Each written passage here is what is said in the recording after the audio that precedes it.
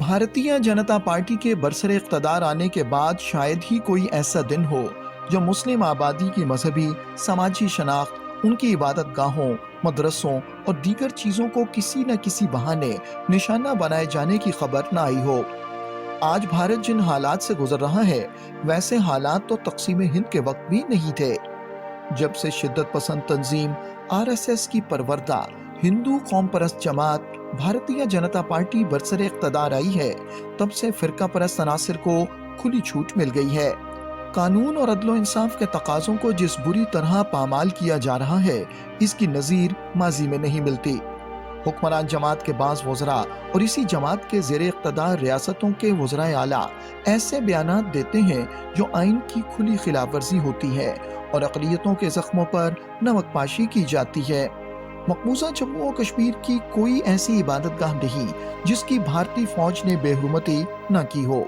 यहाँ ना कोई मस्जिद महफूज है और ना ही दरगाह। भारत के दरिंदा सिर्फ सिपाहियों ने कश्मीर में दर्जनों मसाजिद और दीगर मुक़द्दस मुकामात को नजर आतिश किया है।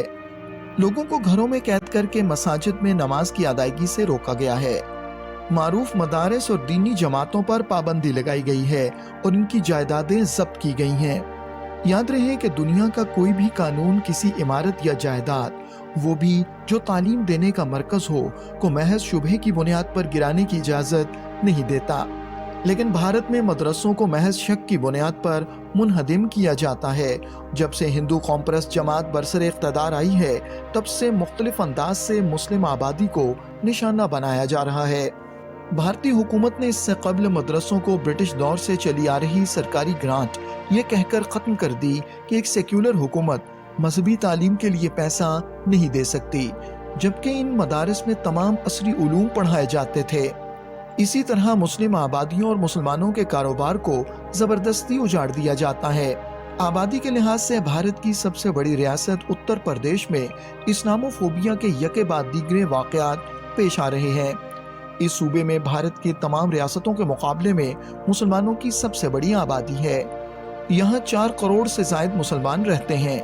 रियासत के वज़ीर आला योगी आदित्यनाथ न सिर्फ ऐसे बयानात देते हैं जिनसे मुसलमानों से नफरत आया होती है, बल्कि वो फैसले भी इसी सोच के तहत करते हैं। अब उनकी हुकूमत ने रियासत में शोहरा आफाक मदारस दारुल उलूम देवबंद, दारुल उलूम नदवतुल उलमा लखनऊ, मदरसा इस्लाह मीर आजमगढ़, मज़ाहिरुल उलूम सहारनपुर वगैरह का सर्वे करने का फैसला किया है, ताकि इन मदारिस को भी निशाना बनाया जा सके। और ईदगाहों में ज़बरदस्ती गणेश का पंडाल लगाने की मुहिम शुरू की गई है। इसी रियासत में सदियों कदीम बाबरी मस्जिद को मंदिर में तब्दील करने के बाद हर तारीखी मस्जिद के नीचे मंदिर तलाश करने की मुहिम जोरों शोर से जारी है। बनारस की ज्ञानवापी मस्जिद, मथुरा की शाही ईदगाह की मस्जिद और दीगर मकामात की मसाजिद के नीचे मंदिर होने के दावे किए जा रहे हैं। हाल ही में नरेंद्र मोदी ने बाबरी मस्जिद की जगह मंदिर का इफ्तिताह किया है। इस शुभ घड़ी की आप सभी को, समस्त देशवासियों को बहुत बहुत बधाई। मैं अभी गर्भगृह में ईश्वरीय चेतना का साक्षी बनकर आपके सामने उपस्थित हुआ हूं। भारत में इस्लामोफोबिया के ज्यादातर वाकयात उन रियासतों में हो रहे हैं जहां बीजेपी बरसरे इक़्तिदार है। बीजेपी का महवर मुसलमानों, सिखों और ईसाइयों के खिलाफ नफरत फैलाकर फिरका वाराना कशीदगी पैदा करना है। ये इंतहा पसंद भारत से तमाम अक़लियतों का खात्मा चाहते हैं।